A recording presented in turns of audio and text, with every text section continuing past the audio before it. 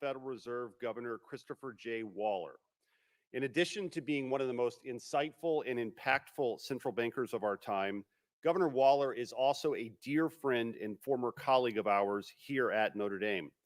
A member of the Board of Governors since 2020, Governor Waller has been at the forefront of the Fed's efforts to tame inflation, promote full employment, and macroeconomic stability in the wake of the COVID-19 pandemic. Prior to his appointment to the board, Governor Waller was Executive Vice President and Director of Research at the Federal Reserve Bank of St. Louis, the Gilbert F. Schaefer Professor of Economics here at Notre Dame, and a faculty member at both Indiana University and the University of Kentucky prior to that.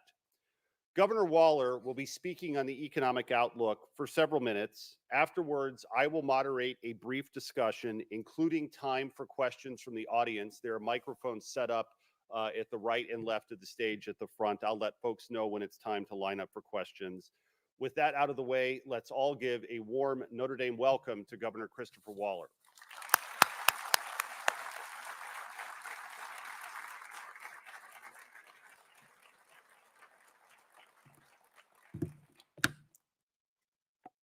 Excuse me while I get set up here a second.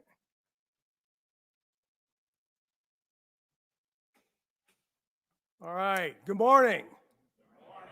I gotta wake up my class. As Eric said, I came to Notre Dame about 20 years ago to help rebuild the economics department. And then after a number of years, I left and went into public service, working at the Federal Reserve. So it's always a pleasure to come back and see the campus and engage with the faculty all once again. So all I got to say is go Irish. So I want to thank the department for giving me the opportunity to speak today. My topic is the outlook for the U.S. economy and the implications for monetary policy, a set of judgments that have, of course, been influenced by this morning's jobs report. When I scheduled this speech several months ago, I knew it might be challenging to speak a few hours after the release of such an important piece of data. But we like to say that monetary policy must be nimble, so that means policymakers must be nimble also. Not Simone Biles nimble, but nimble. As you will hear, I believe the data we've received this week reinforces the view that there has been continued moderation in the labor market.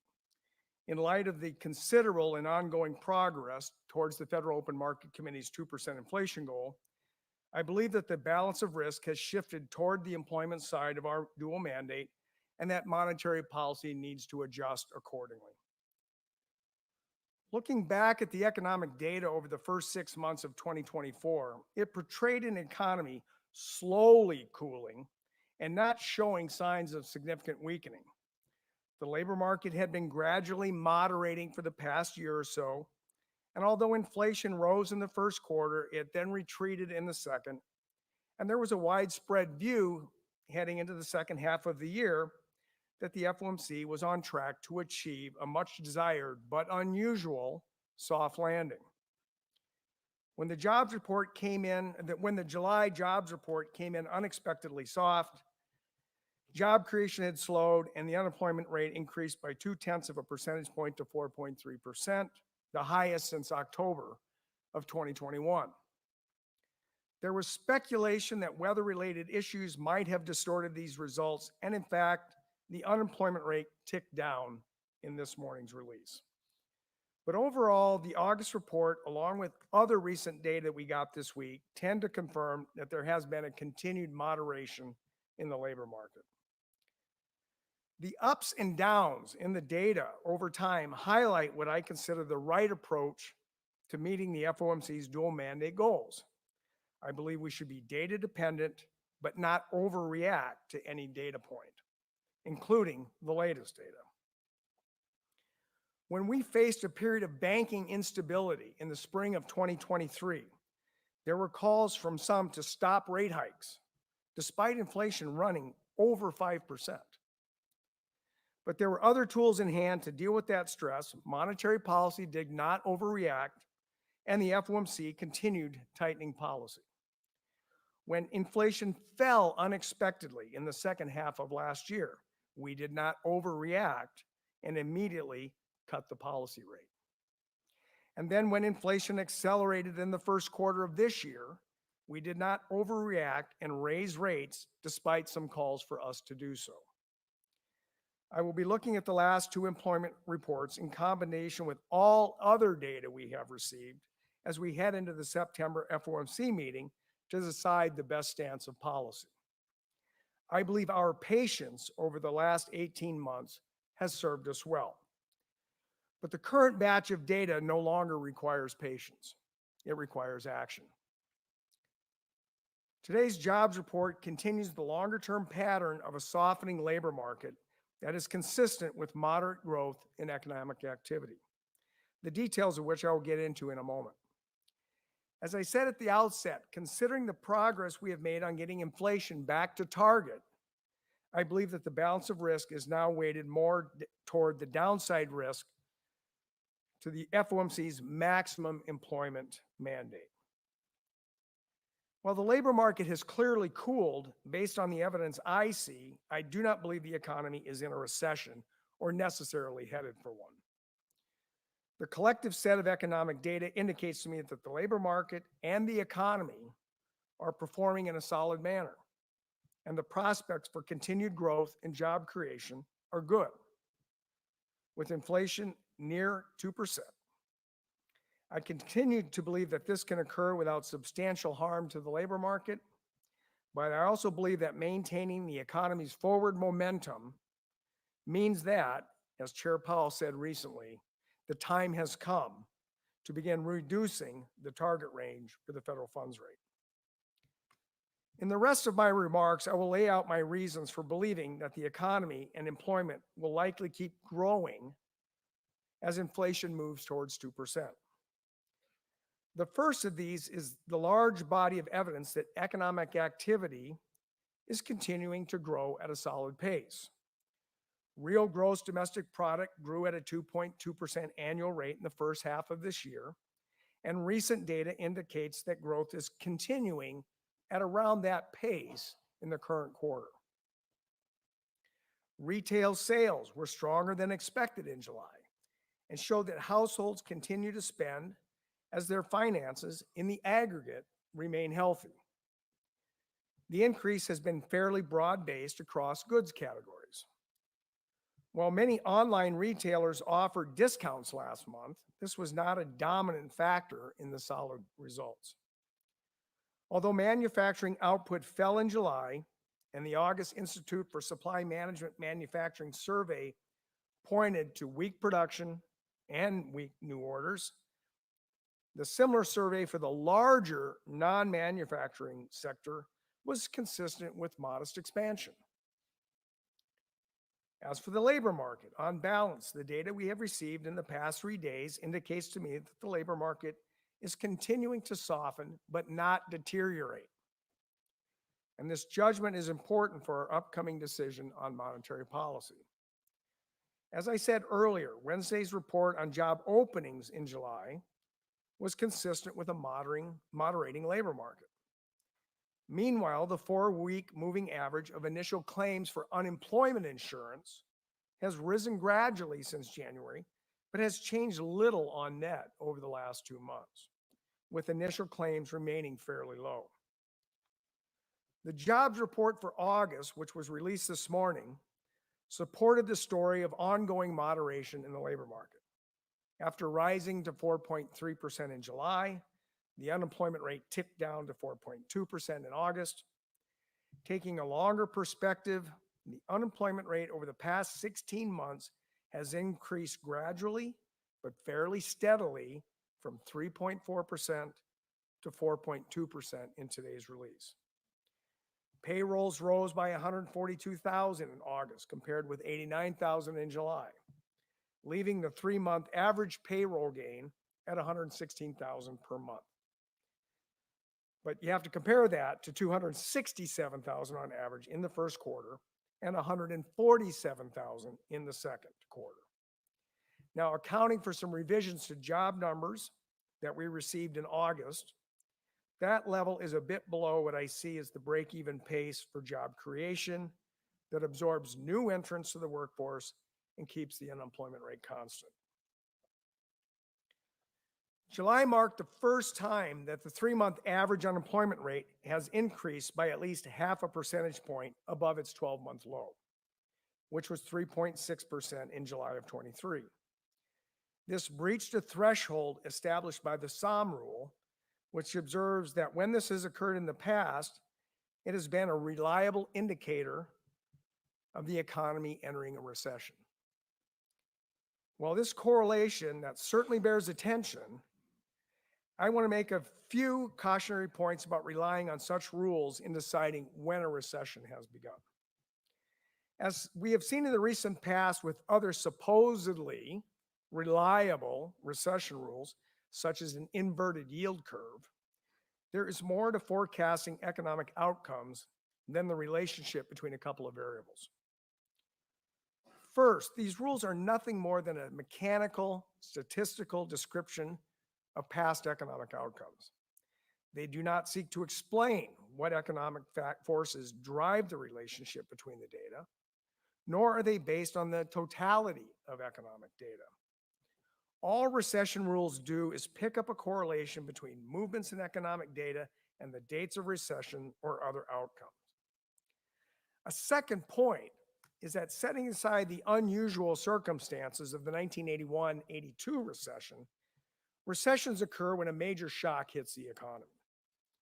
In the absence of a big negative shock, an inversion of the yield curve or a triggering of the SOM rule doesn't mean we are entering a recession.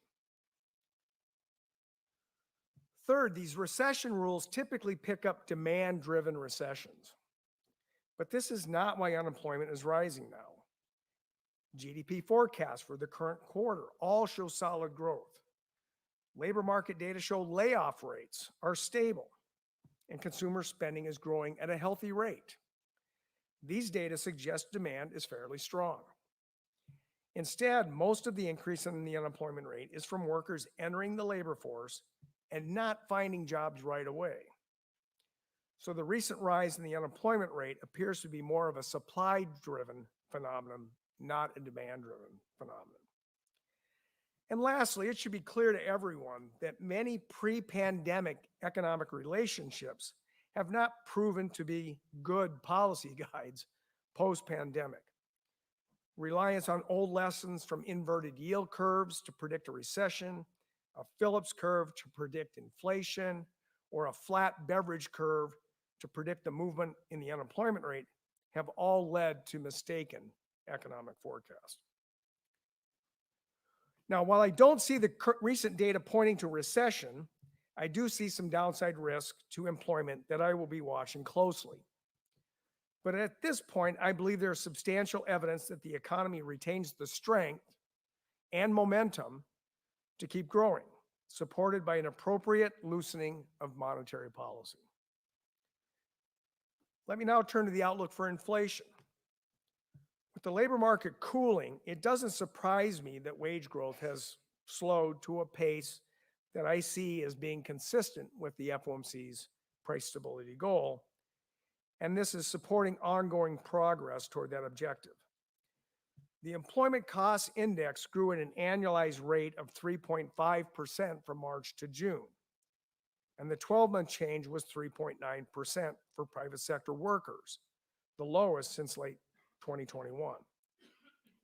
Now, I think, I should speak for myself, we typically think if you have 2% inflation and productivity growth of 1.5, wage growth should be about 3.5%. So we're not that far off with numbers but around 3.9.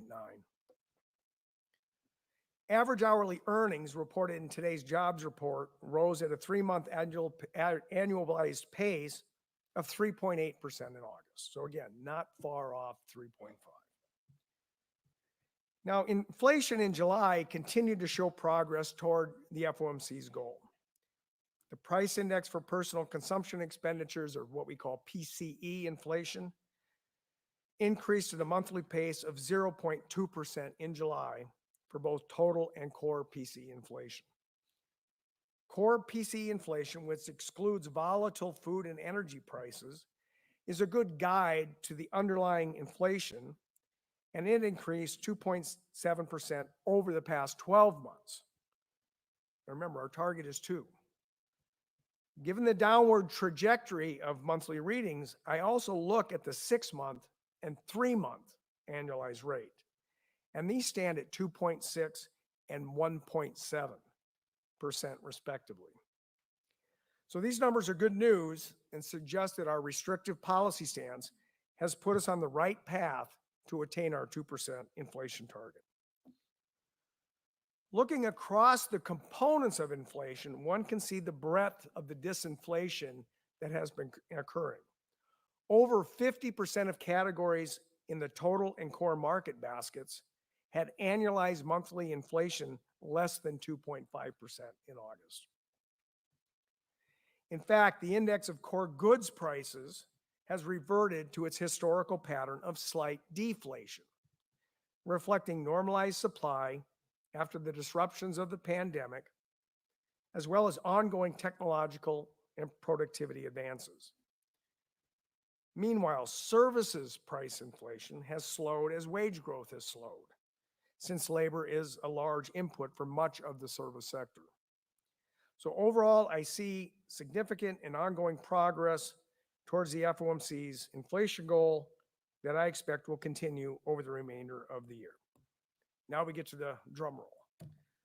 Let me discuss the implications of this outlook for monetary policy. Most of the media and financial markets skip my whole speech and go right to the last 2 pages.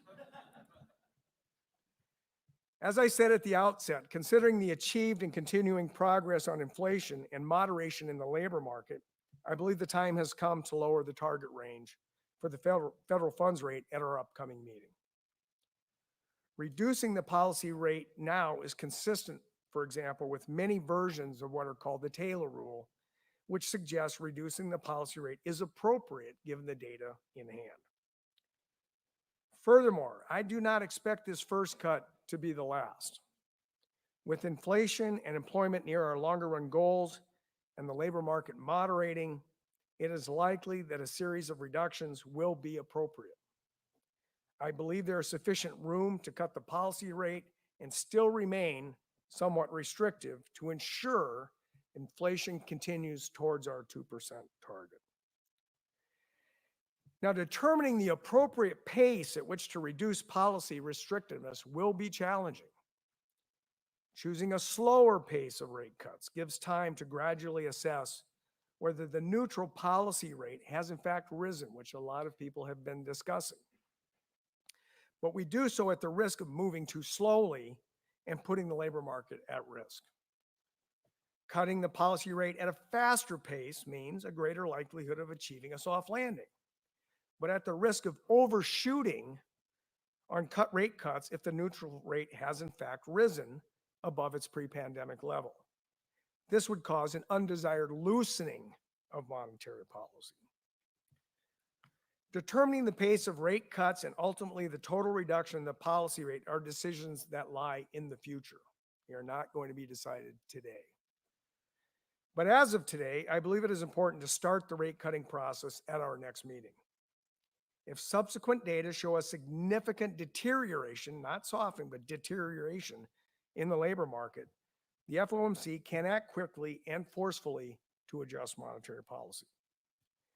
I am open-minded about the size and pace of cuts, which will be based on what the data tell us about the evolution of the economy, and not on any preconceived notion of how and when the committee should act.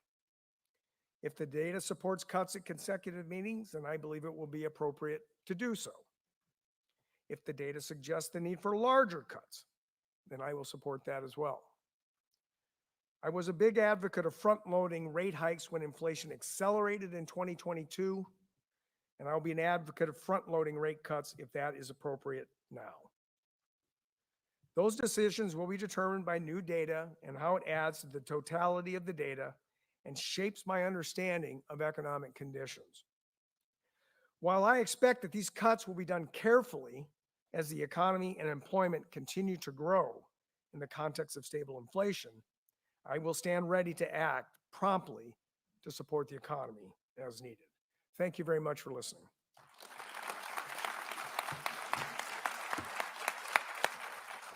Okay.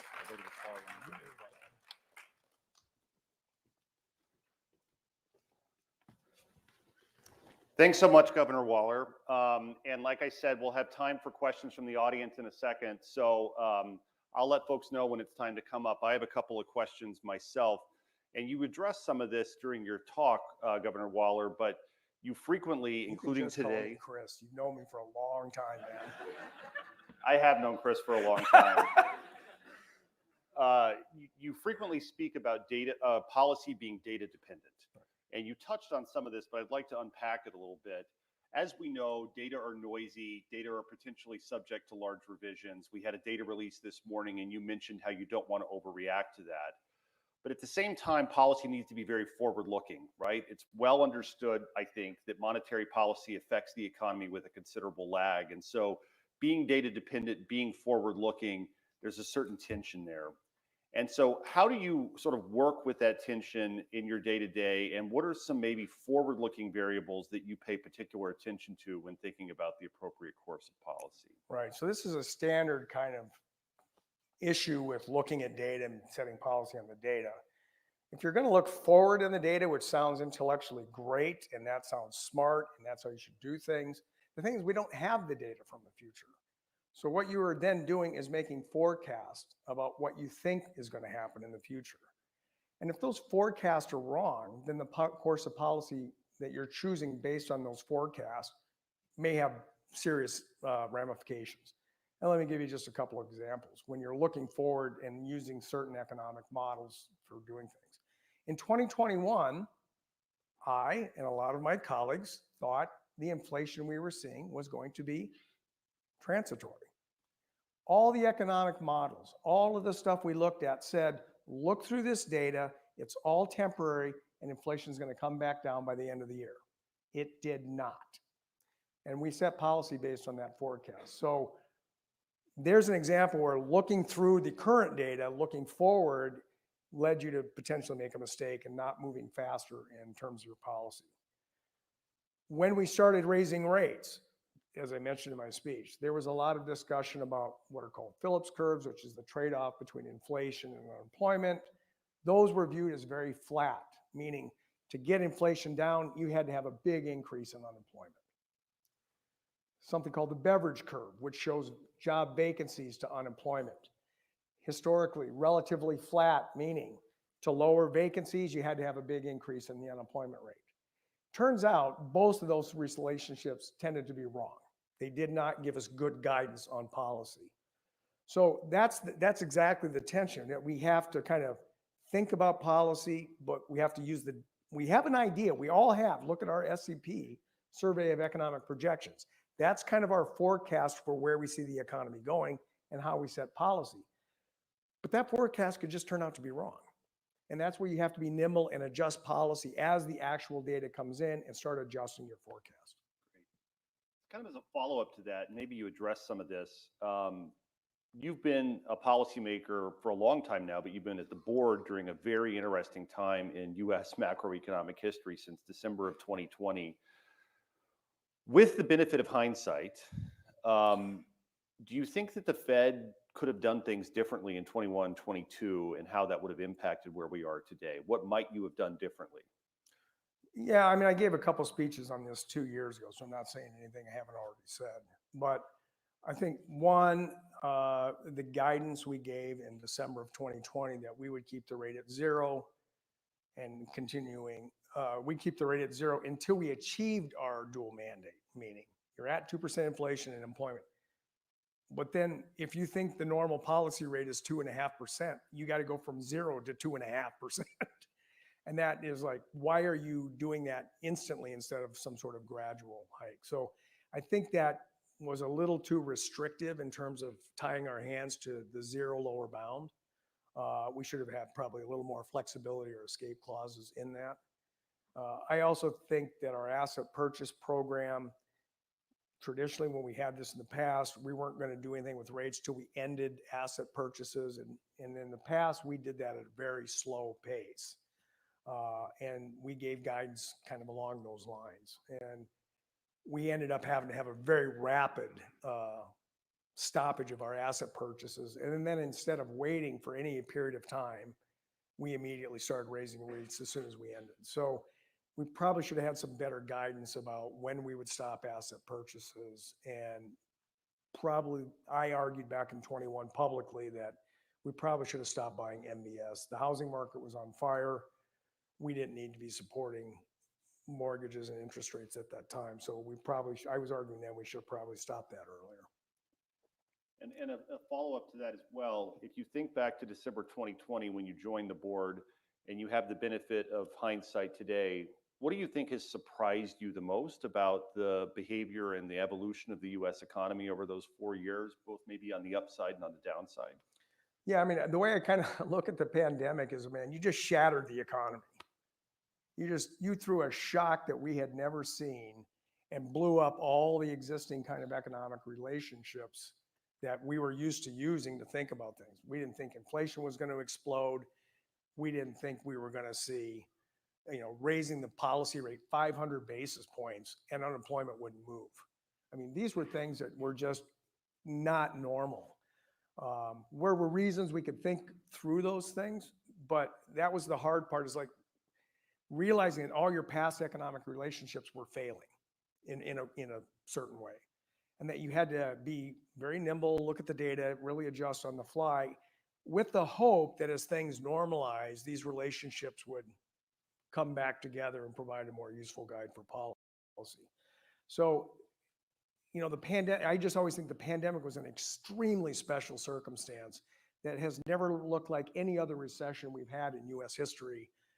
And it just threw a bunch of stuff in our face that we're probably not going to face again. Hopefully not. Hopefully not. Hopefully not.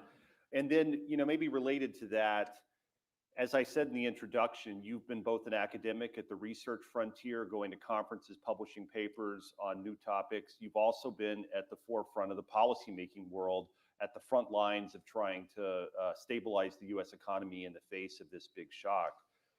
How would you say that your time as an academic working on the research frontier has informed who you are today as a policymaker? And if you were to go back to academics, and we would love to have you back, Chris, how would your time as a policymaker influence the kind of questions and research that you would do back in academia? Yeah, so there's always this issue, like when you're an academic, you're doing your research and you're trying to make it relevant to people, that somehow it matters. And it does. So I'll give a very specific example, which anybody listening outside the room has heard before, but there was a huge debate in 2021 where some of us were arguing we had to start tightening policy faster because inflation was taking off. And a lot of people said, if you do that based on these flat Phillips curves, these flat Beveridge curve relationships, you're going to cause employment to explode. That you're just going to kill the labor market. And I was looking at the labor market going, there are 2 jobs open for every person looking. It seems to me if you raise rates, you could push down labor demand and it would show up through a reduction in vacancies, not unemployment. People wouldn't be laying off workers. And when I went around, and this is the important part about policy versus academics, when I was going out and talking to the business community and I would ask them, are you going to lay off your workers if we raise rates? They're like, are you kidding? You know how hard it was for me to hire these people? The last thing I'm going to do is lay them off. So I had that kind of anecdotal information, which is, again, this is the difference between policy. You have to rely on this anecdotal info. And so I was just making the argument that we could raise rates, bring down labor demand, put downward pressure on prices and wages through a reduction in vacancies, not through unemployment. I was publicly ridiculed for taking this stand. Nevertheless, I had some good basic economic theory about Beveridge curves that I used to say, look, the Beveridge curve is this curve that looks like this. And right now we're not on the flat part, we're on this part, the steep part, which means you could bring down the vacancy rate and the unemployment rate doesn't change. That's exactly what has happened. So there was a case where I used a straightforward economic model that I'm sure the faculty here teach their labor graduate students to say, look, I plotted out the curve and I said, I'm going to tell you the data points are going to land on that curve. And they did.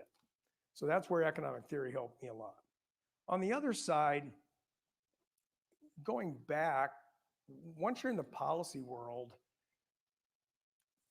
you tend to think of things in a much more shorter term horizon, like certainly monetary policy. We talk about the long term, but you tend to be much more, I shouldn't say firefighting, that's the wrong word, but you're always worried about the near term.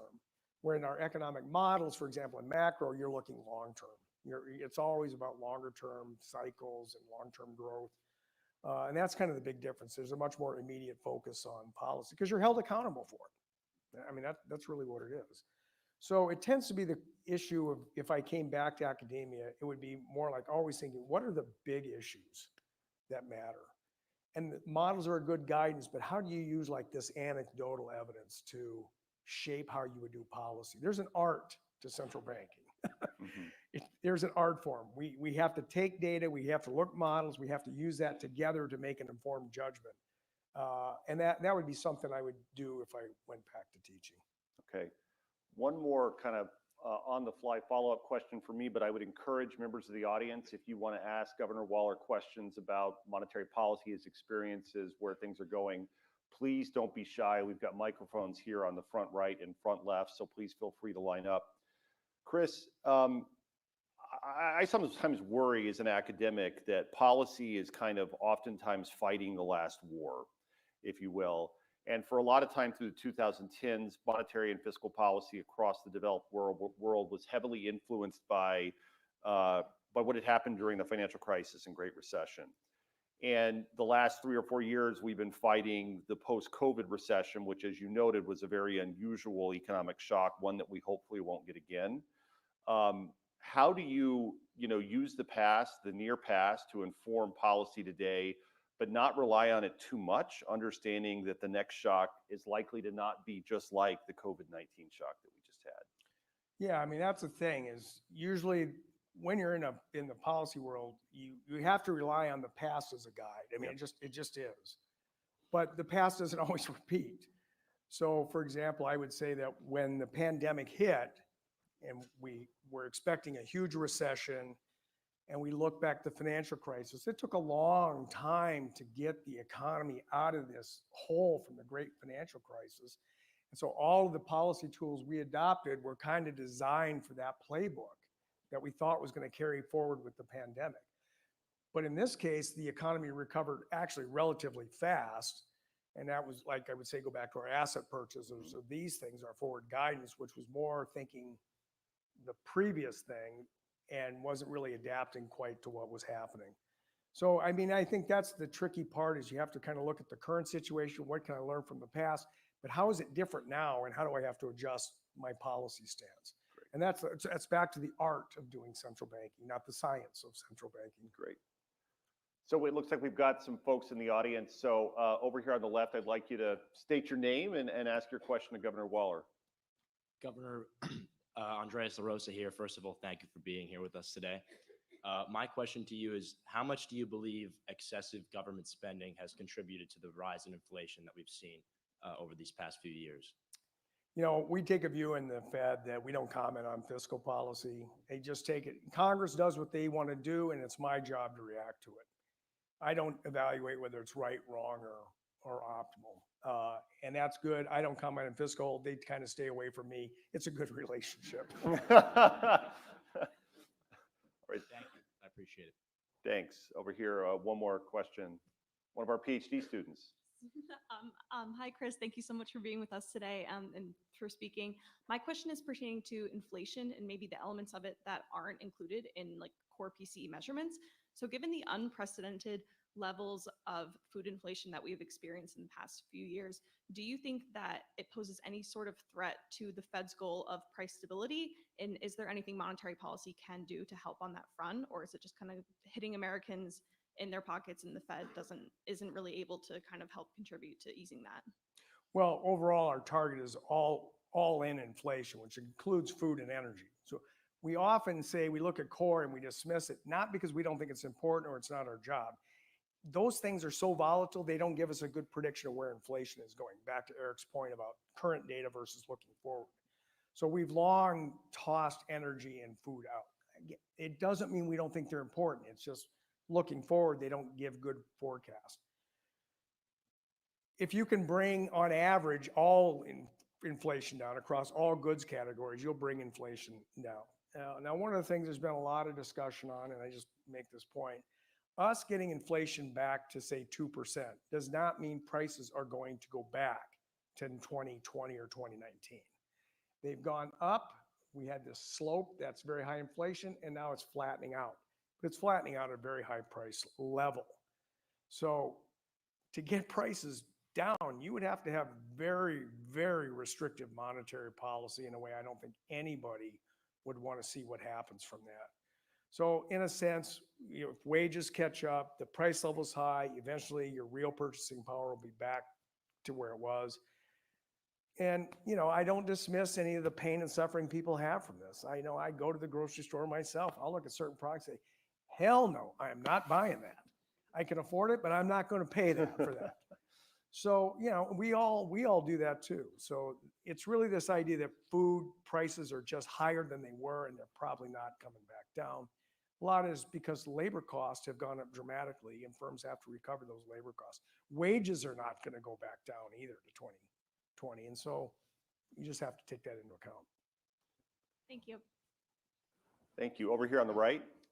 Governor Waller, thank you so much for being here. My name is Sebastian Piers. I'm a senior. My question is, we've seen recently former President Trump making it known that he believes that the president should play a larger role in setting economic policy, or at least influencing it. What are the internal conversations within the Fed been assessing that risk and understanding how to go about adjusting that? Well, I'm just going to kind of repeat what Chair Powell has said, which is independence has served us well for roughly a long decades. There's tremendous support from this in the Congress, and there's tremendous support from it from the financial markets. The financial markets do not want to see a politically driven Federal Reserve in terms of their policy. So financial markets, Congress, they all understand the value of it, and they do it. Now, if the president wants to complain about it, he's free to do so, just like everybody else. Doesn't mean I have to listen or adjust policy for that. But he's entitled to every damned opinion he wants, like anybody else. Great. Over here on the left. Welcome, Chris. Tony Huddy, Notre Dame grad from '84, long time. My question has to do with global. I'm particularly very concerned about Eastern Europe, the Middle East, and specifically China.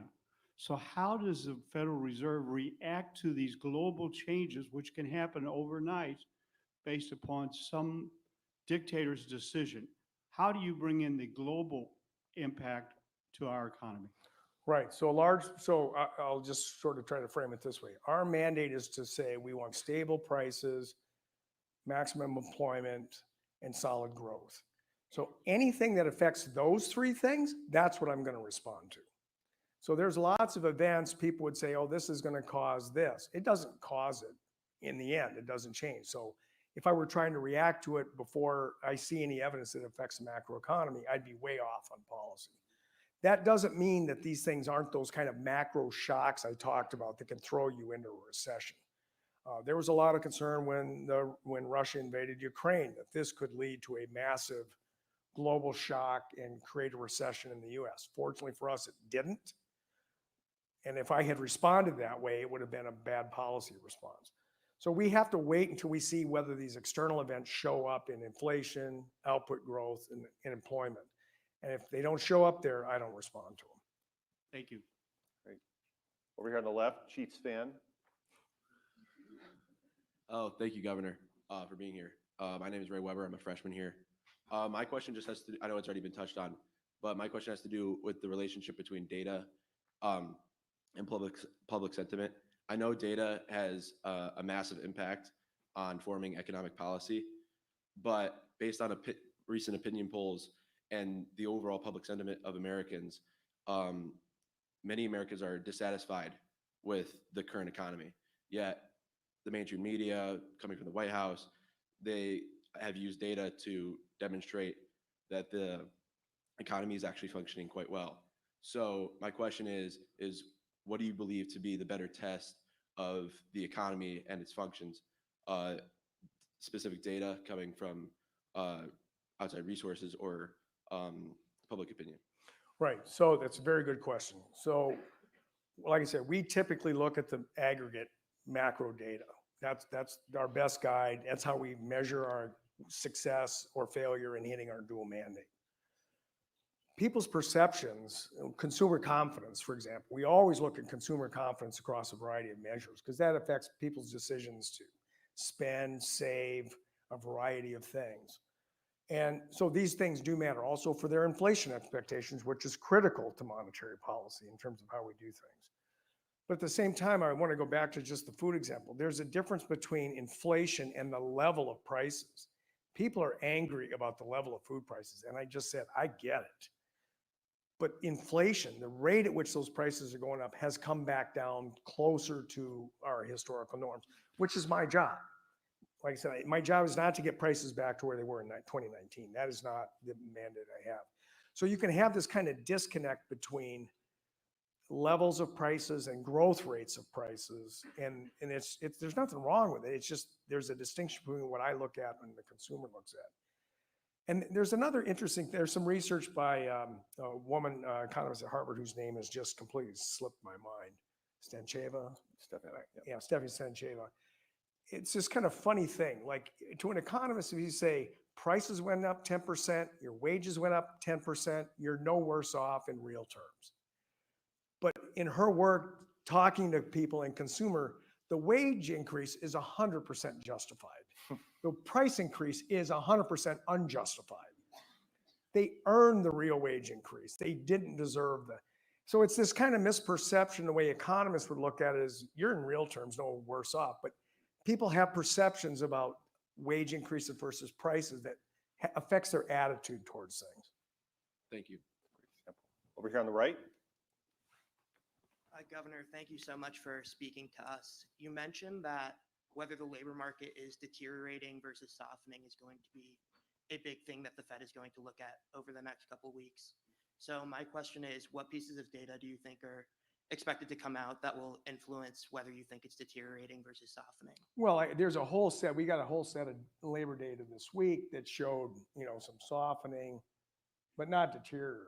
And today's jobs report showed jobs were a little lower than forecast. But like I try to point out to people that our long run measure of job growth that would be kind of equilibrium with labor force growth is between 80 and 100,000 a month.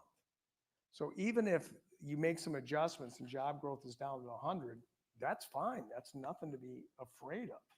But we've had such high labor market job growth for the last couple of years that anything close to 100 now sounds bad. But if you take a longer, this is back to long run, short run, you take a longer run view, that's what we think is normal in the long run. So again, it's kind of adjusting our current experience to what we think about is important for the long run. Great. Over here on the left, another of our Steve PhD Jones, students. PhD student.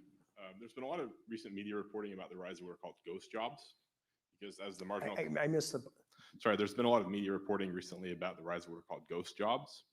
As the I still didn't catch what kind of jobs? ghost jobs. Ghost jobs. A ghost job, as the marginal cost of posting a job has gone down, companies have started posting jobs for non-employment reasons, either to signal to investors or to basically try to cultivate data about the applicant pool.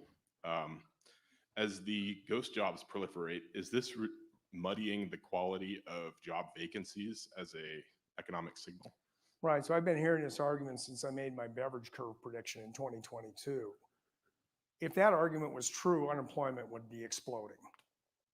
I mean, with all the tightening, I said this is through true declines in labor demand. If it was all fake, then real labor demand would be causing unemployment to go up. So I think there is some seriousness to these are not fake or ghost job postings. Furthermore, if they're ghosts and they don't cost anything, why would you ever take them down? Why should vacancies even be falling in the first place? Second of all, if you look at private sector measures of job postings like Indeed, the JOLTS and Indeed, they move pretty close together. And these are not free. These are not free on Indeed in terms of posting. You have to pay for this stuff. It's not like you're gonna leave it up there. Now, does that mean that vacancies don't have multiple purposes compared to the past? Absolutely they do. but I think the fundamentals of it are still the same. Great, thanks. Over here on the right. Hi, Governor. Thank you for being with us today. My name's Sebastian Whitaker. I'm a senior in the econ department. Really enjoyed everything that they've done for us in my time here.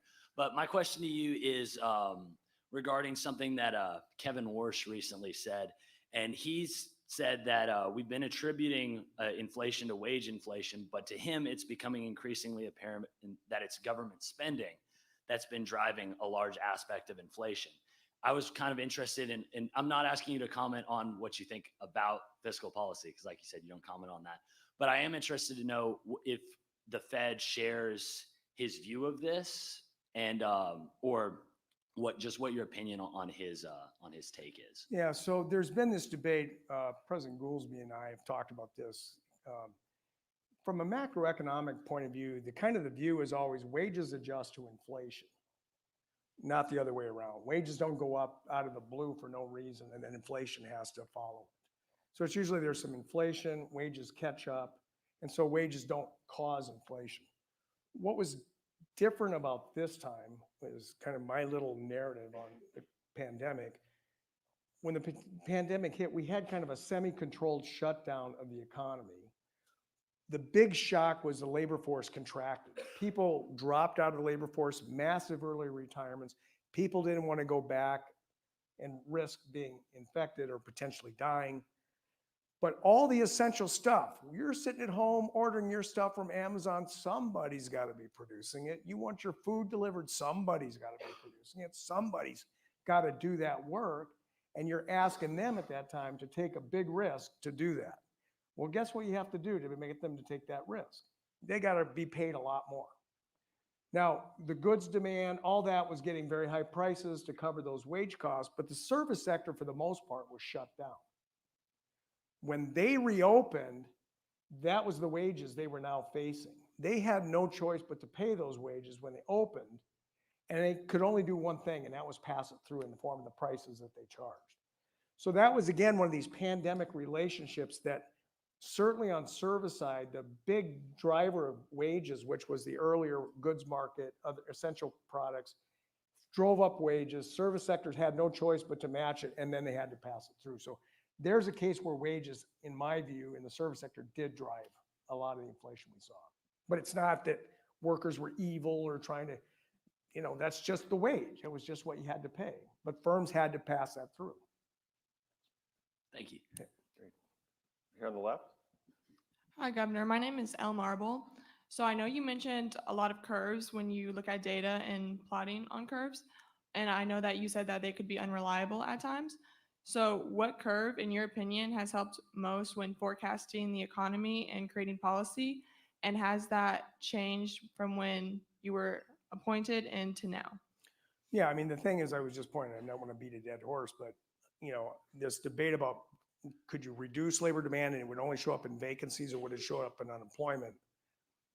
I use a straightforward chapter 1, graduate labor 101 kind of labor model about the beverage curve. And I made this argument back in May of 22 that based on where we were and my estimate of this beverage curve, we could bring down vacancies through lowering labor demand through tighter policy, and unemployment wouldn't go up.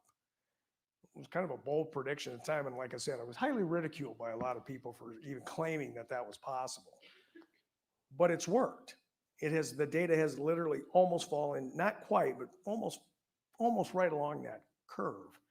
But the thing is, that curve, we've come down the steep part. Now we're getting to the flat part. And so I'm sticking to my same model by saying, look, if we keep going, then the next thing that's going to happen is employment will fall, unemployment will take off.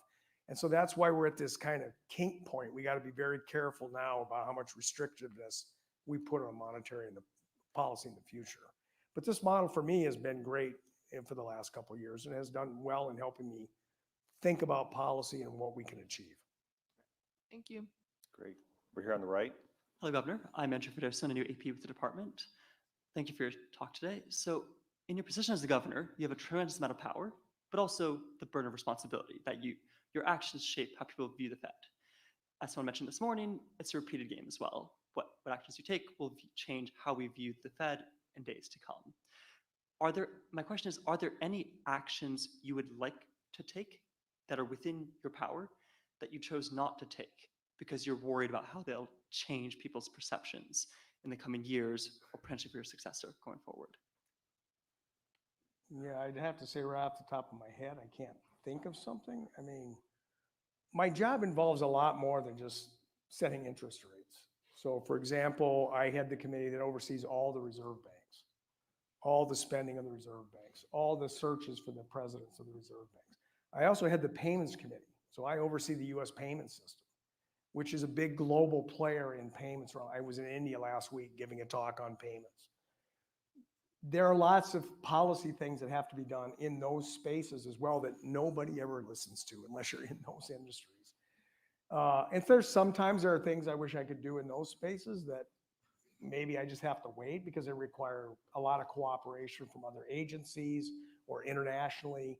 So I'd like to do it, but I can't unilaterally kind of force something on somebody. So that's where the cooperativeness on other parts, banking regulation, all this requires cooperation across agencies. And things I'd like to do, I just can't unilaterally do. Thank you. Great. On the left? Yeah, hi, Governor. Thank you for being here. I have a question. You said like Fed should be data dependent and we should not rely on predictions too much because prediction might go wrong. But from the model I learned, I feel like consumers' expectation also plays an important role in macroeconomics. And I feel like consumers' expectation is somewhat related to the predictions. So how does Fed take consumers' expectation into account? Yeah, I mean, as I said, one of the critical things in monetary policy is inflation expectations. Yeah. We learned from the 70s and today that if inflation expectations become unanchored, like people don't believe you that you're going to bring inflation back to 2. Well, then they think, well, it could be 3, it could be 4, it could be 5. And when that happens, then all kinds of economic behavior becomes unanchored and can lead to very bad outcomes. So a critical job for us was to communicate over and over and over the last 2 years is we will bring inflation down. That is our job. That is what we're going to do. And we're going to set policy accordingly. And we had to ensure that people believed that was credible and they would do that. Now, if you look at the data for the last 2 years, they believed us. Longer run expectations never came off at 2%. Usually by the consumers. Consumers have a range of expectations. They can be above, they can be below, but kind of the median never really got too far off. And certainly in financial markets, it never really got too far off. Near term, yeah, but not longer term expectations. So this is where we look at what consumers' perceptions are because we cannot afford to have inflation expectations become unanchored. Okay, thank you. All right. I earned my lunch. You did earn your lunch. Well, seeing no further questions, on behalf of the Department of Economics, I'd like to thank all of you for participating with us this morning. And I would like to personally thank Chris Waller for his support, for his friendship, for his insights as a policymaker, and for being with us here today. It's been a real treat. So let's all give Governor Waller one more round of applause. All right.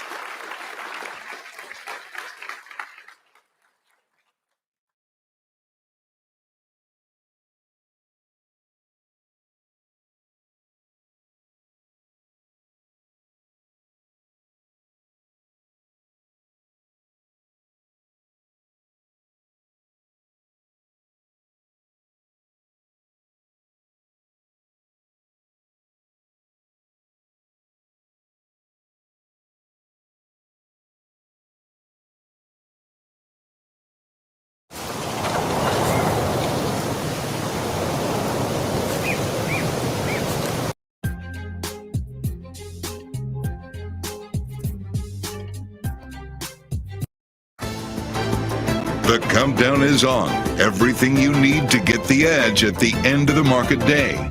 This is the close. A historically tough month for stocks starts off exactly as history suggested. From Studio 2 here at Bloomberg headquarters in New York, I'm Romaine Bostic, And I'm welcome Alec. back. Oh, thank you very much. Not so much for the markets. Though. Yeah, you should have come back yesterday. Yeah, Nothing was that happening. would have been a lot better. It is a brutal day out there, guys, within the market. It's a pure safe haven trade. We haven't seen this kind of decline for the S&P since that horrible August slide. You're looking at S&P right around the lows of the session, down 2%. And it's a typical safety trade, right? Dollar yen down as the yen gets a nice bid. You have buying all across the treasury curve, in particular in the back end, and volatility spikes as well. Remain not only is September usually bad for stocks, but it's also usually high for volatility. And as you said, we are definitely seeing that play out today. And we should have seen this coming. Remember, U.S. equities led net selling across the board in the last week as hedge funds really trimmed those long positions. And the net effect of that really did break down the door into this new week. And of course, the new month, the Stock Traders Almanac showing that September has been the biggest percentage loser for the S&P and Dow since 1950. And with stocks coming out of August near those redonkulous record highs, there's a bearish skew heading into that payrolls report this Friday. But I think that the equity markets today are asymmetrically skewed to the downside, at least over the near term at these current price levels. So I think the market is going to really focus on the bad news right now. So bad news is really, really bad news. And that is probably what creates the correction that I think is going to occur in September. Well, that's the story for stocks. Meanwhile, after an encouraging start to the summer for commodities, traders are turning tail. Copper on a 3-month rolling basis down for a 5th session. Crude oil slumping to the lowest levels of the year. Tepid consumption, increased supply, partly to blame. All that agitated by algorithmic oil traders who are exasperating that bearishness. A conversation in just a moment with commodities veteran Jeff Curry. Meanwhile, well, the head of fixed income over at T. Rowe Price, who last year called Japanese monetary policy the San Andreas fault of global finance, is now warning that volatility, the upended the yen carry trade last month, and of course hit global stocks, that was just the beginning. The yen, which rallied 9% in July and August versus the dollar, today advancing an additional 1%. That's following some hawkish remarks, Alex, by the governor over at the Bank of Japan. It does feel a little bit like a redux like we saw back in August. And here's another way of looking at what Romaine and I have just been talking about, S&P's worst day since that August meltdown. You can just see here the decline down 2%. Haven't seen that since we got that jobs number back in August. And now the question is sort of, where do we go from here? Is this going to be how the month of September is and volatility picks up and we get jobs data on Friday? The manufacturing data today was no help at all for the market. It was definitely weak across the board. Hard to find a trough there and some real stabilization. Demand very weak. I was talking to Tim Fiore of the ISM manufacturing indices, Romaine, and he was saying that, look, companies and customers are now like on hold until after the election. So is this now what we can expect until November? Yeah, and things are getting worse as you speak, Alex. Stocks hitting session lows. A lot of concern right now as to whether this is just a one-day blip or the start of something new. Bloomberg Intelligence's Chris Kane joining us right now to kick us off to the close here on this Tuesday afternoon. And wishing we have you here under better circumstances, Chris. But it's kind of weird. I mean, we kind of forget that right at the end of August, I think it was August 30th, you had an S&P 500 that was 20 points away from reclaiming its record high. And now here we sit on a day where it's down 2% and the NASDAQ composite index down 3%. Yeah, it's been a bit of a defensive nature to the market for a while now. It's kind of, when you look at the index as a whole, and like you said, it was right at all-time highs a couple of days ago. It's not far from all-time highs now. So bigger picture, is still strong. But when you look under the hood, there has been some defensive stuff. So I'll give you some examples. Like in August, the best performing sectors were all the defensive sectors, things like healthcare, things like consumer staples, things like real estate. The lagging sectors were the more cyclical stuff, things like tech, the consumer discretionary. When you look at even the, the recovery of stocks over the latter half of last month, it was like every riskier index underperformed the more defensive index. So things like small caps underperform large caps. Things like emerging markets underperform developed markets. And even under the hood on the individual stock level, the factors that worked the best were the defensive factors. So things like low volatility stocks beat high volatility stocks by roughly 4% last month. They're up another 2% today on a relative basis. High quality beat low quality by a similar amount. Those are factors where people run when they're a little bit defensive. So while the market was going up on an index level, there was some defensiveness under the hood. What we didn't see in August was a spread to other parts of the market. You had that spike in the VIX and the decline in the equity market didn't spread to the corporate bond market very much. Are we seeing that now? Not yet. So corporate bond spreads are still, they're out today, as you would imagine, on this volatile day. But on a relative basis, they're still very low. Like we looked at the relationship between equity volatility as measured by the VIX and corporate bond spreads. What you find there is a very positive relationship, which makes a lot of sense. But that data point a couple Mondays ago, early August, was a huge outlier where you had very high equity volatility, but very low corporate bond spreads. Our takeaway from that is that, this isn't maybe a quote unquote real economic problem. It's more like a technical problem going forward. So the question is, what changes this, if anything, arrested here? I mean, is this really about waiting for a different fundamental picture or what? Well, I mean, let's just say it's one day, right? This is one day. Again, we're near all-time highs. I know it feels bad today. But I would say generally, the earnings picture is very strong. And if you want a fundamental reason why this market goes up, it will be that. Like, I'll give you some numbers. The expectations for year-over-year EPS growth coming into this quarter was about 8%. It actually did 14%, almost double. And that's very broad-based as well. If you look at what we call the other 493, so the ex-Mag 7 stocks, they were expected to grow earnings at about 4%. They came in over double at 9%. Over 80% of the stocks that reported beat their EPS expectations. So earnings season was very, very strong and should be a tailwind going forward towards the end of the year. All right, one of the best in the business, Chris Kane over at Bloomberg Intelligence. Alex, as we continue to watch stocks right now around session lows. And around session lows is also what we're seeing within the commodity market as well. Oil getting slammed. That is similar to what we saw back on August 5th. Joining us now for more is Jeff Curry, Chief Strategy Officer of Energy Pathways over at Carlyle. Jeff, it's such a pleasure. Thank you so much for staying up late for us. What does $70 WTI say to you about global growth? It'll definitely stimulate it relative to 85, 90. But I think, yes, you're right. It did sell off based upon concerns around China.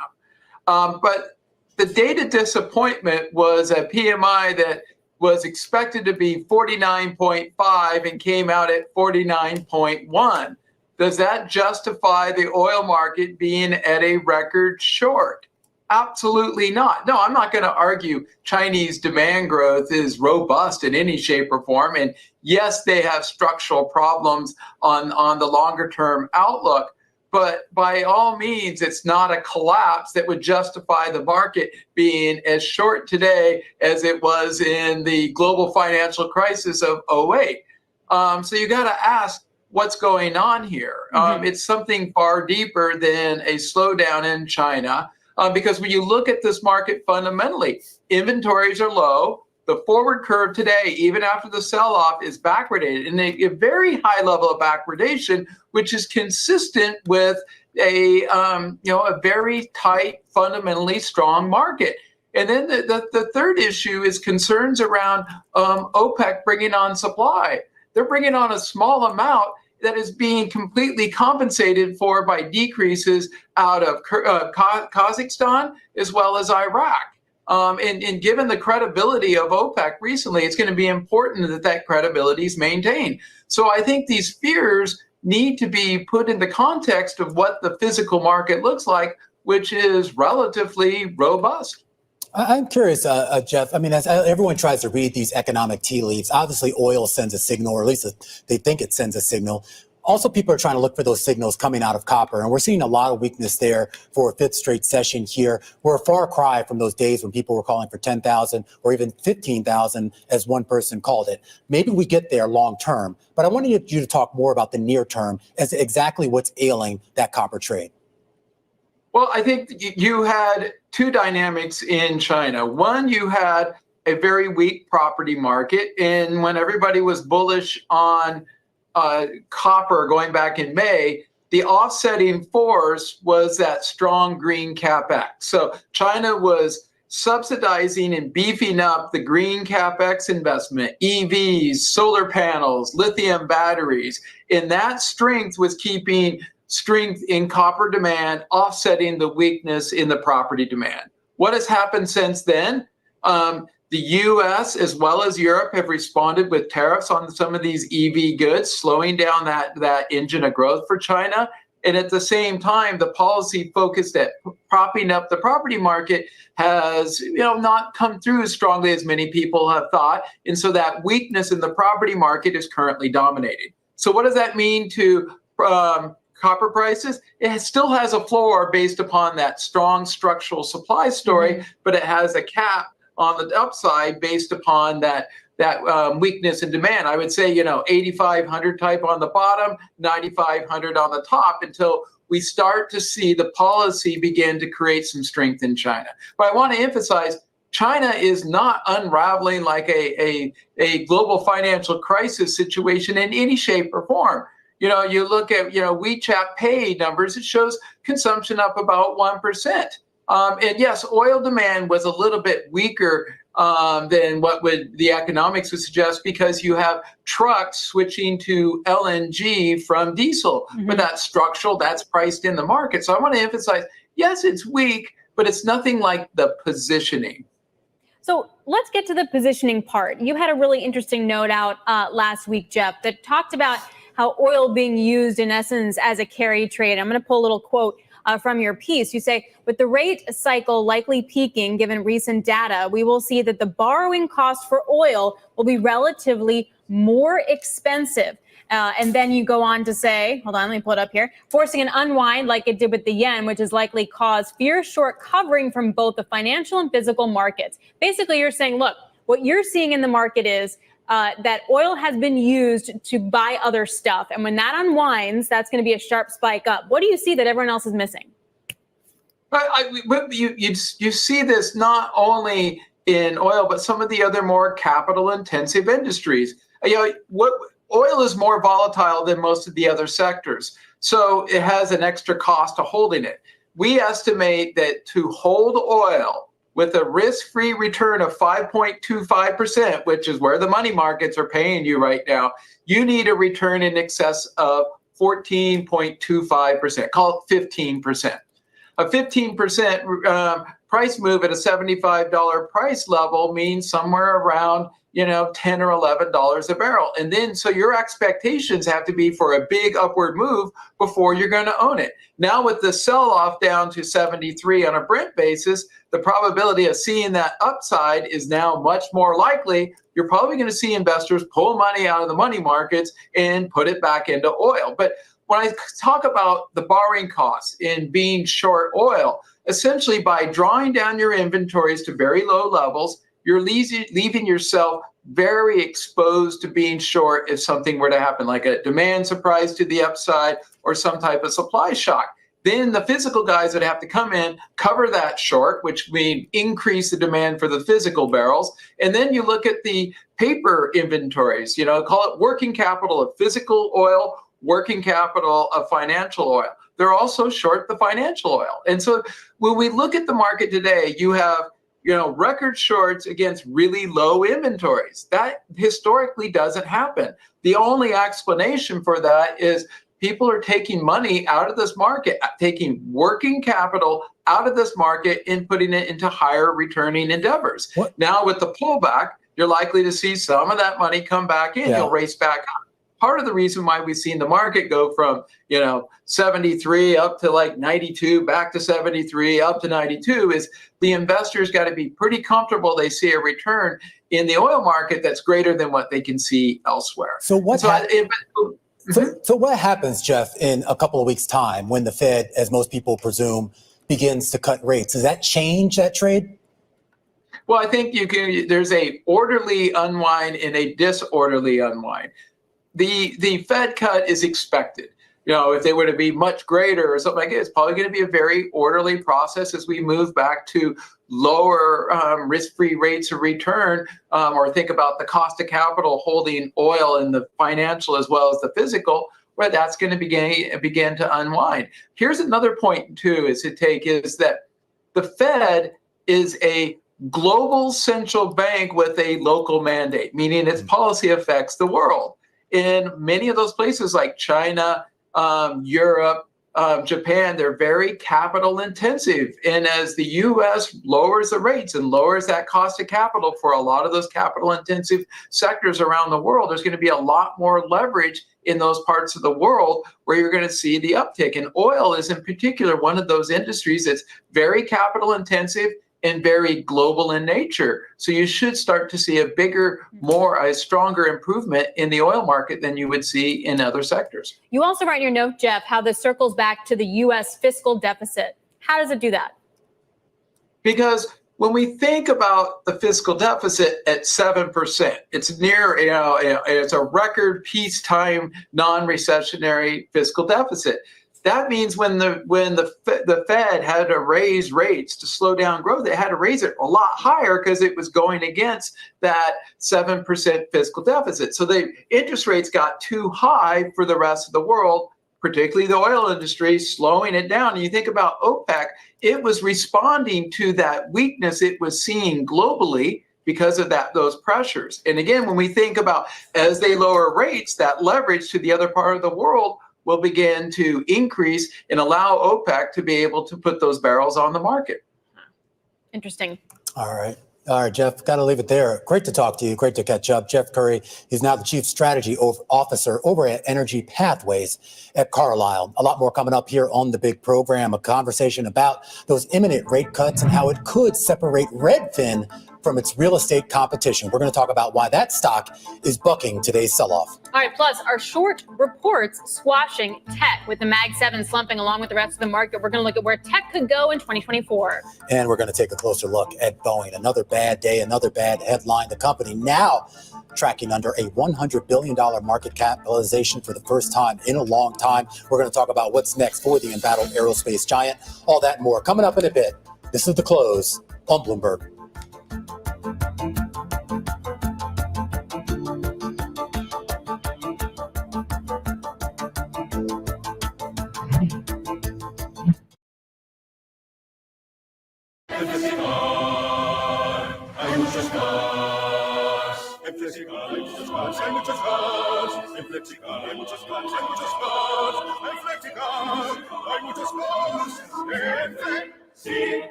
Flexicar, muy flexi, muchos cars. Flexicar.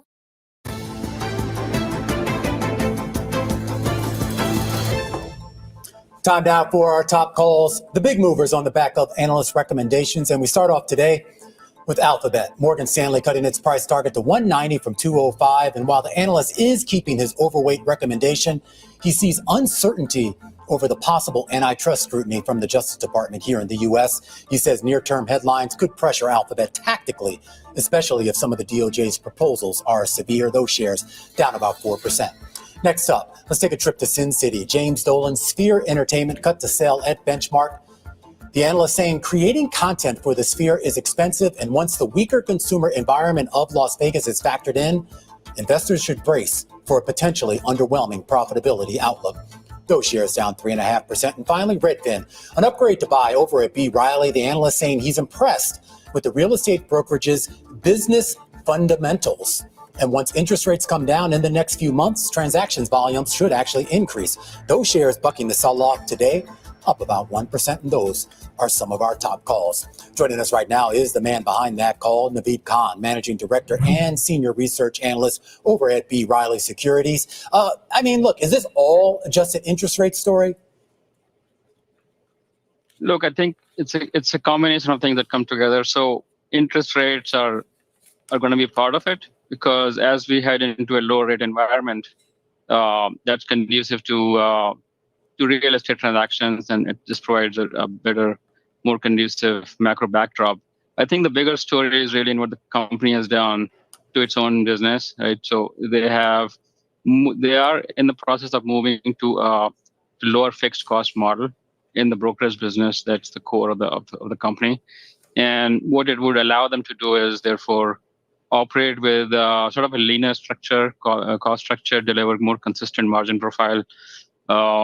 And that combined with some of the other things that are happening, such as product attached, they can drive with mortgage origination, with the title business. And they've also added a rental business over the last 2 years. So all of that combined, I think with the fact that the macro is going to turn more favorable, make this an attractive name to own over the next 12 months, I want to say. You think it's an attractive name to own relative to its competitors, its peers, like Zillow and others? So I do not cover Zillow, and I've obviously I've covered the company in the past, so I can tell you that Zillow is a play mostly on the advertising business. They also have a rental business.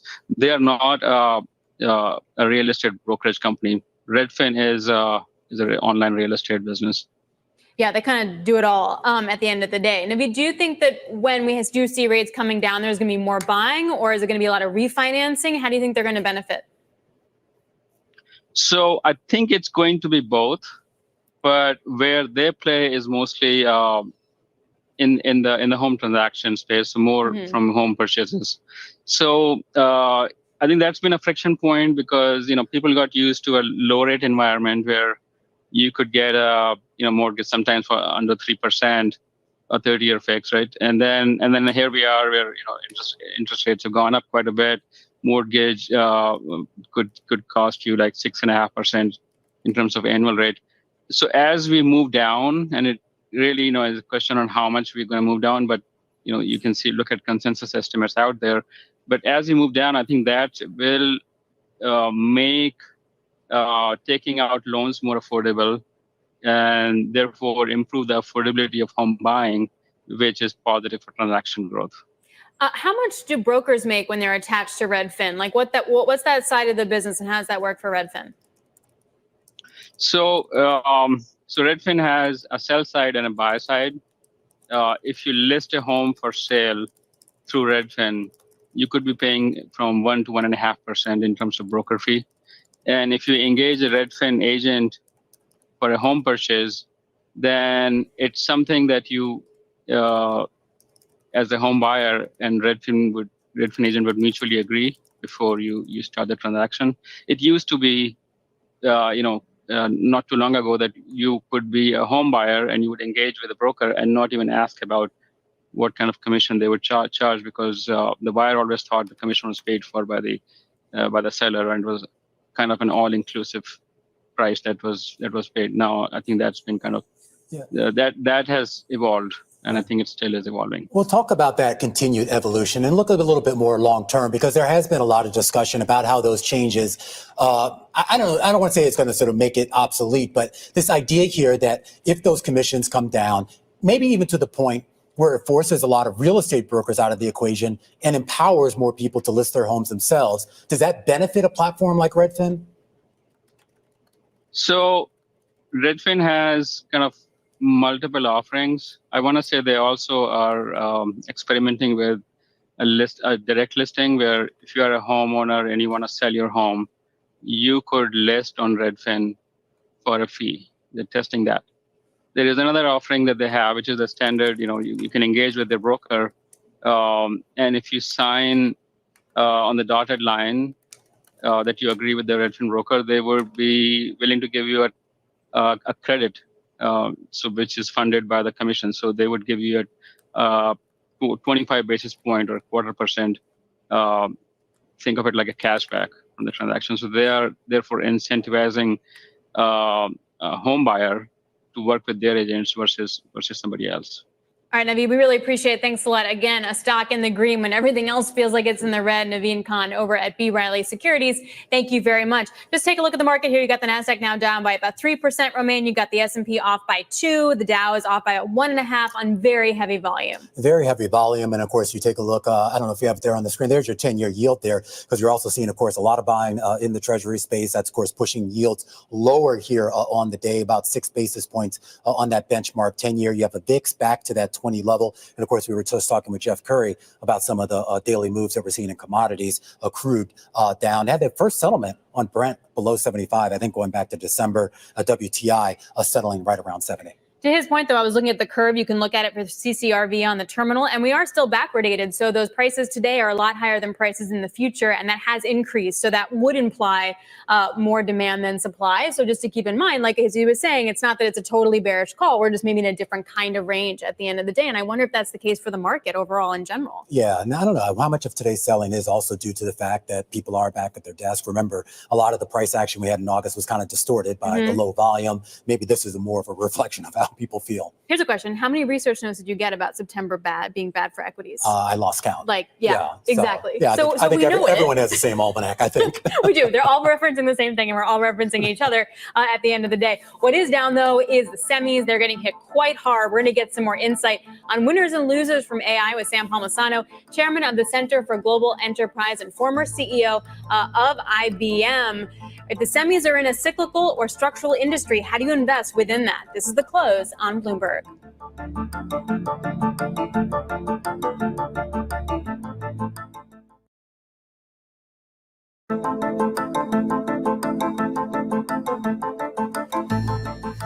Just about 3:30 p.m. here in New York. This is the countdown to the close. I'm Romaine Bostic. And I'm Alex Steele. Happy Tuesday on a sell-off on pretty high volume. It's not so great out there. Yeah, not so great out there. I walked out the door this morning to go walk the dog, and it was like 50 degrees outside. So Alex Steele. I still have sandals on. Okay. I'm just saying. I did see you come in this morning, and you were wearing open-toe shoes, and I had a scarf and a and a hoodie on. Let's talk about this markets because things have been going crazy. We talk about an S&P and a Nasdaq right now around session lows. I was looking at the Philadelphia Semiconductor Index down 7% on the day. Yeah, it's pretty brutal out there. It's not just chips; it's also some of the AI plays. We were speaking earlier about some of those AI darlings getting hit with some short reports. So investors coming out and saying, "I'm short the stock, and this is why." And that has Lumen, for example, has gotten hit in part of that. Yeah, absolutely. And it raises the question, Supermicro, Symbiotic, a lot of these other names here. I don't know, is this just a symptom of the fact that these were the high flyers? So, hey, if you made a lot of money off them and you're feeling skittish, why not just cash out? Or is this more symptomatic of people rethinking that whole AI trade? Or with the idea of, say, Supermicro, is it now it's not in the small caps, it's in the S&P. So does that change who covers it and how they look at it? And that changes how you view the numbers. But either way, you're laughing at me. I'm laughing because someday we have to talk about why Supermicro is even in the S&P 500. That's a whole nother topic. I don't want to derail things. Right, but that's also why the analysts can now look at it in a different way. And then you have different analysts covering that stock, and that winds up hurting. But it does raise the question in terms of the AI trade. What is cyclical? What is structural? And then how do you invest in that? Sam Palmisano, chairman of the Center for Global Enterprise and former CEO over at IBM, joins us. Now, Sam, it's really good to get your perspective. We very much appreciate this. How does someone who's been in the technology industry for decades and understands innovation and understands a business cycle, what is AI right now? Well, that's a great question, Alex. And Romaine, good being with you guys again. It's always a pleasure to be with you, especially on a beautiful afternoon. It's great to be in my office, not outside playing golf or something. But on a more serious note, no, I think that the best way to think about this, and I can draw parallels to the internet if you like, but we're still in the early stages of AI. And if you go back to the early days of the internet, what happens is phases. It begins with the enablers, and that would have been back then Netscape, Sun, Cisco, and AT&T. Today, you would put the enablers as the Microsoft, NVIDIA's, AMD, Anthropic's, the chip guys, et cetera, the foundational model guys. And then it moves to the adopters over time, but that's time. And that, if I go back to the internet, that would have been Meta, Amazon, DoorDash, Netflix. And then the next phase were the people that applied innovation to the technology, and that would be the Ubers, the Netflix, the Airbnbs, et cetera, and DoorDash, So that's the phases of this thing. And so far it's repeating itself. And we are in the early phase. There's no doubt about it. So the enablers are going to continue to, my opinion anyway, do well. Now, I mean, you guys know markets. I can't speak to valuations of what happens day to day. But long-term trends, I've seen this thing. I saw it in the early days of client server. I've been at this industry for like 50 years. So this isn't my first time to kind of view these transitions. So, Sam, is the real boost in efficiency going to come from Romaine and I using it on our phones, or is it going to come from like entirely new business lines and rethinking the way we fundamentally do things? Alex, I tell you, that's a very interesting insight, because if you look at what's going to happen short term, if I quote McKinsey estimates of this sort of thing, they value the Gen AI that's got the adoption in the early stages of it in 4 key areas. That's customer operations, marketing and sales, software engineering, and R&D, i.e. productivity in a word.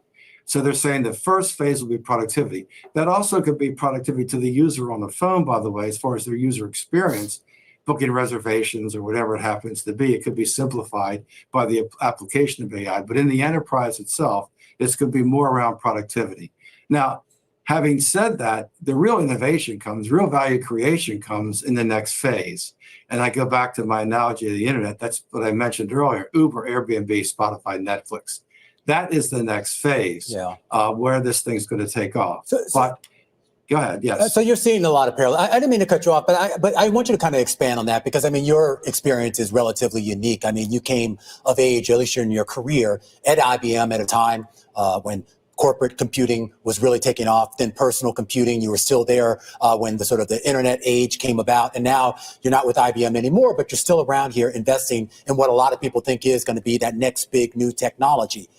I don't think anyone is doubting that this might be the next big thing. I think people are kind of doubting who the winners and losers are going to be. And right now, all the bets seem to be with such a small cohort of companies. Well, that's exactly right. And that's how it was. Go back to the internet. It's a small core that benefited initially, and then it broadened out. And it broadened out when it got to the adoption phase, not the enabling. I mean, the infrastructure build out. That's why these guys are sold out, because everybody's chasing the infrastructure build out, i.e. the hyperscalers. And they're ordering GPUs and chips like crazy because they want to be ahead of the curve as this adoption phase or demand increases on the cloud providers, Amazon, Google, Microsoft, Azure, et cetera, et cetera. That's kind of where we are in the phase. I really do think that the hard thing to predict, I mean, go back in time, even in the early days of the internet when companies were digitizing, did people think it would be impacting how you take a ride in a car, i.e. Uber, or get a room someplace? Or get videos, media to place, and all that sort of stuff, or music? Nobody really conceived in the early days of the internet. It was more about digitizing things and putting your information up on the web and maybe doing a little bit of commerce. Yeah. Did anybody think that little bit of commerce would be Amazon? Yeah. So the point is now, to your point is predicting where it will go. I tell you, that's really hard. I mean, I'm an investor in this space. And, we're focused primarily in areas around healthcare and around cyber and those sorts of things. And you're seeing the substantive use or potential use of this technology, because even when you go back to the internet age, and I know there was a lot of hype and a lot of folks who were predicting things that never panned out, but I think for a lot of us, at least the layman out there, you could actually see the tangible qualities of what they at least were trying to build. AI just seems a lot more ephemeral. Well, I mean, there's a couple of things. First of all, let's talk about the enterprise adoption rate, where great value can be created in these enterprise companies. And guys running these companies realize they've done the pilots, they've experimented, they've done these things, and they're going to chase productivity in the short term, but they're going to drive innovation in the long term. And that's to the innovation in the enterprise. There are still limitations in the technology. I mean, for example, accuracy and transparency and validity. If you're doing financial services, or you're doing national security, or you're doing healthcare, and you're worrying about people that are going to live or die, you need those issues to be addressed. They will be addressed. And there are a lot of startups trying to address a lot of those and those areas of inadequacy that exist today. So therefore, you see things being applied to what I call a simpler use case, like marketing, like customer service, et cetera, et cetera. I do believe that now these cycles, as I go back to the internet, they're like 10 to 15 year cycles, right? So, I mean, we're in the year, 3, maybe, depending upon how you count this stuff. So, I mean, we have a long way to go. And from an investor, I mean, I'm basically a VC today. I'm not involved in large companies. I'm an advisor, but I'm not really involved day to day. Fundamentally, from a VC perspective, we're making bets in those industries where the technology can have a massive impact. For example, the delivery of healthcare or therapeutics and those sorts of things. Massive impact to improve the system, to drive productivity, to improve outcomes. That could be significant. Financial services, there's a lot of things that can be done in financial services, again, to improve the value to society and the value to the companies themselves. All right, Sam, I have to leave it there. Great insights, as always. Have a wonderful day. Sam Palmisano, he's the chairman of the Center for Global Enterprise, as he said, a VC funder in the AI space, and of course, a longtime IBM employee who rose to the top of the mountain there. Coming up here, Alex, we're going to talk about some of the big stocks moving on the day, and that includes Boeing having its worst day going back to January. It's our stock of the hour. We're going to talk about it when we come back after the break. This is Bloomberg.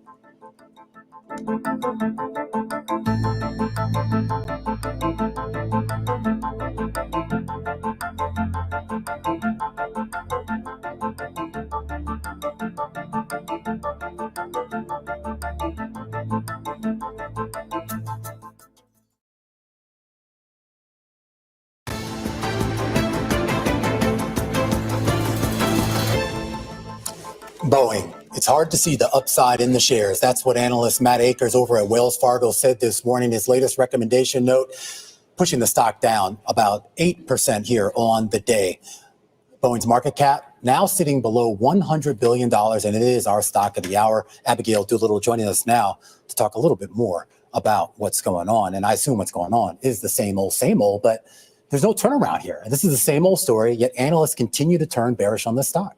Well, it's interesting. So this analyst over at Wells Fargo is really the first big bank analyst to just throw in the towel, like, the kitchen sink, basically say everybody's worst case scenario. And you have to imagine they probably don't have banking relationships. The other big analysts who I have been told are not. You're not supposed to talk about the conflicts of interest out loud. Yeah, well, sometimes we have to, because it's interesting. There's 36 analysts covering this. There's only 3 cells on it, and yet they do have a world of hurt. So basically what he's saying is, the bottom line of what he's saying, their worst problem is they need a new plane. I would say they need a whole new plane, messaging, communication strategy. But at the end of the day, it's going to be that plane. And then these other planes that they've had issues with can be the old Boeing, but they've improved it. But they need a new plane. Those production costs are going to, or development costs are going to outrank production growth. So he's saying free cash flow will peak in 2027. Now, what's interesting to me about this is most stocks, they're trading 6 months to 12 months out. So the fact that folks are going along with him so far out into the future really speaks to this idea of, again, throwing in the towel. He's also saying that there's a possibility of a strike next week. Yeah. Yeah. Is that what you were? That's what I was going to add to it, is that it seems like the unions want like a 40% a pay increase. Yes. It wouldn't necessarily be all at once, but if they don't get something along the lines and other stuff that they want, they could go on strike, in which case then Boeing can't deliver planes, in which case there is no free cash flow. Well, it's you make a great point. And the automakers really set the stage for that 40% to start at that point. And they have a number of other demands. And Boeing doesn't give in to all of them. They will go on strike most likely. It seems though that the analyst has inside intelligence on that is very, very likely. Then they're dangerously low in cash for both production and dividends. So he's saying that they are going to have to raise equity because of that, and then dilution. And then on top of all of those micro concerns, he is saying that demand for air travel is weakening and therefore demand for Boeing planes. So this is why he's really just throwing in the towel, the worst case scenario that anybody could say. I thought it was kind of interesting that this note would come out after Boeing named the new CEO. I mean, he took over, I think, officially, right, last month. But the idea here that the overhang was kind of the previous CEO and the idea that they still hadn't filled that role. You got a new guy in there. He's been there, I don't know how many weeks or days at this point. Why not give him a little bit more of a chance? Romaine, that's a really great point. Thank you. To give him a little bit more of a chance. It seems as though this analyst is really taking a harsher stance, thinking that the problems that Boeing has are so insurmountable at this point that no CEO, no matter how great they are, will, even if he turns out to be a Larry Culp, is going to be able to turn this thing around anytime Well, soon. I think it's also because he's not Larry Culp. Larry Culp. I think if Larry Culp was, I mean, they drew but him he away went into from GE. that would be something. Yeah. What's Brian Nickel doing? Can he? Yes, Isn't he the that pay superstar package. CEO? How big would that pay package?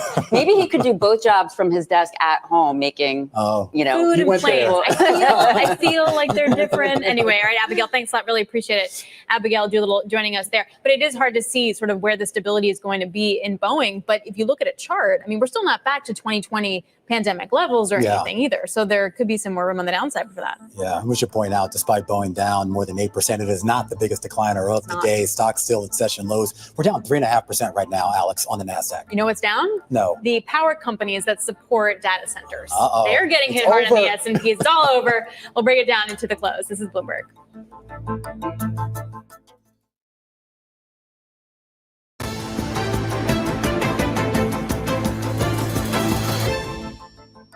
There's a orderly unwind and a disorderly unwind.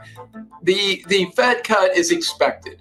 If they were to be much greater or something like that, it's probably going to be a very orderly process as we move back to lower risk-free rates of return, or think about the cost of capital holding oil in the financial as well as the physical, but that's going to begin to unwind. All right, order and disorder, call it what you will. Still a sell-off here on the day. Jeff Curry speaking with us a little bit earlier to kick off the show, Alex. We are just about 10 minutes into those closing bells, and barring a miraculous Hail Mary, this thing is going to end as one of the worst days that we've seen. Well, actually, since the start of August, but still. But to be fair, August was really bad. So if we do that, the superlatives get a lot worse. You're looking there at what's leading the decline. And it's really going to be tech. Look at the semi index, the SOX index down a full whopping 8%. NASDAQ 100, biggest loser. Tech and consumer services are the